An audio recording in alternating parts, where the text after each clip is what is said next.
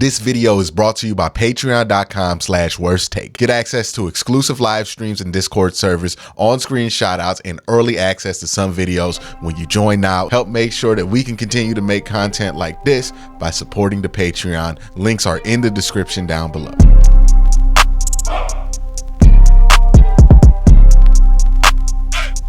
Hey, what's up, and welcome to Content Commentary, the show where I take your comments, look at them, and respond to them for the week of videos. First comments I'm going to look at from the video is, what grade would I get the Browns in free agency? A lot of different opinions here, but what we landed on was with JDA Champ Music, who says, A- so far. They filled the holes, restricted contracts. I like wide receiver, backup, strong safety, or backup free agent signings, but draft is also looking promising. First couple of picks, best player available at wide receiver, edge, D tackle, backup, future starter, O-line, we solid Barry. Basically saying he likes what the Browns have done. They've also, added Marquise Goodwin. Elijah Moore has been added since this comment was posted. I don't think many have a issue with how the Browns have gone about free agency. Is it the sexiest free agency in the world? No, it's not the sexiest free agency in the world. But, you know, we had our sexy free agencies. Now we need smart free agencies. We need economic free agencies. And this is what we're getting now. So I'm all for it. I thought that this was exactly the kind of free agency that the Browns needed this year. And I think a lot of people agree with that. The next video we're going to be talking about is the film breakdown of Dalvin Tomlinson. A lot of interesting comments from there. This one from Michael Jones, who says, this is so cool to watch. Football is a sport that's just impossible to fully comprehend without film like this. It's crazy how it looks like the linemen are just pushing each other, but in reality, you can literally see Tomlinson looking at the ball carrier to figure out where he wants to go. Seeing a defensive tackle in control is the exact opposite of what we had last season. Really cool stuff. Yeah, I mean, football is, I would say, of all the sports that I know well, so if you're a association football fan, or overseas football fan, like, I don't know much about that sport. But this sport, football, American football, is one of the most complex sports. Like, period. Have you ever tried to explain, like, this is how you know American football is a really complicated sport. Like, if you're in college, and let's say you have a friend who's foreign exchange or foreign, like they come from a different country. They don't really know what American football is. Try to explain football to them and watch as their mind goes, what? Like, it's one of those things where you just got to watch a ton to understand what's important. Like, you're not going to be able to learn it. Basketball, real easy to learn. There's 5 players on each team. They try to score in the bucket. This line's a 3-pointer. This line's a 2-pointer. And you can just figure out everything from watching. Football, it takes years to get like a competent, basic understanding of the game.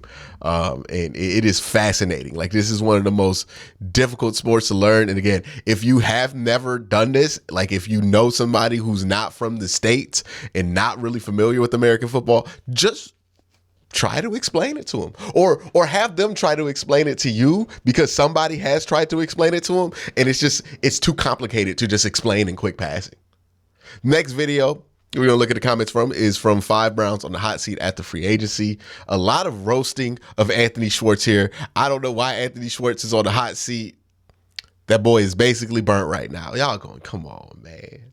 Come on, man. We ain't got this man about to lose his job. We don't gotta do Anthony Schwartz like this. Yes, is Anthony Schwartz gonna have a hard time making this roster? Absolutely. And that's all I can really say, man. Like, I can't even offer that man no reassurance or nothing good like that. Like, he's in a bad spot, you know. The Browns traded for Elijah Moore. This is my video about that. Corey Johnson says, love it. Traded our best pick, but got back a 3rd rounder in speedy young wide receiver. Ton of upside. I would agree with all of that. The webinar? All right, man, I don't endorse the podcast because I don't know what's going on in there. I am not an anime watcher, but okay, so psyched for the season. AB fixed the coaching staff, fixed the defensive line, brought the key defensive pieces on both sides, and now he traded for a legitimate speed wide receiver. We have the best GM in the NFL. I don't care what anybody says. Yeah, now hopefully these moves work out. Hopefully we're able to take advantage and put this in practice on the football field, because that's been the problem the last few years. So, it's easy to feel good right now when the stakes are low. But, if we achieve what we want to this season, it's going to be hard not to feel that way.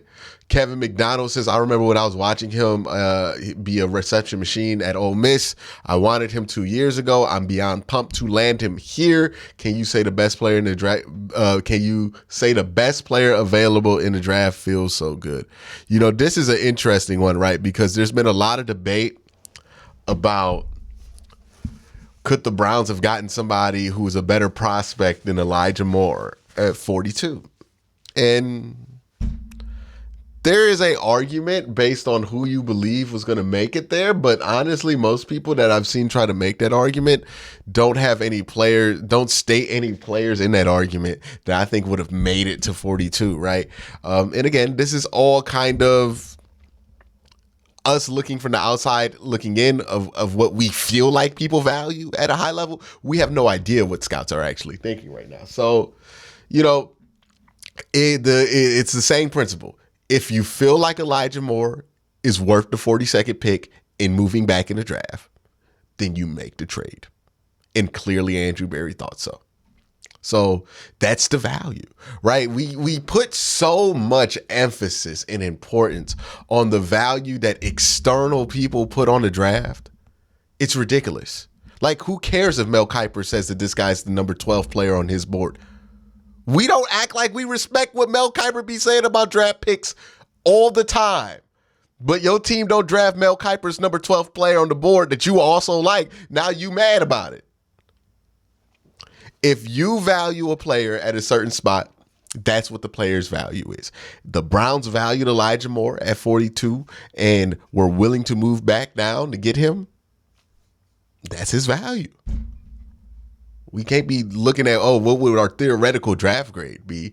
And I'm not saying that's what Keith was saying here. I don't think Keith was saying that at all. But it's just what the conversation has been around the draft pick, around the skeptics of it. It's weird. It's like, well, they clearly thought that he would be a better wide receiver than they can get at 42, and they thought that they could move down. It felt like a no-brainer for them. G.I. George says, I think it's a great trade. So far, our GMs economically address every team need in free agency. That being said, I don't think he'll tie himself into a particular MO going forward. That seems to be the shortened life expectancy of GMs. Great player review. Q. Thanks. Yeah, I think that Andrew's done a good job of addressing the team needs.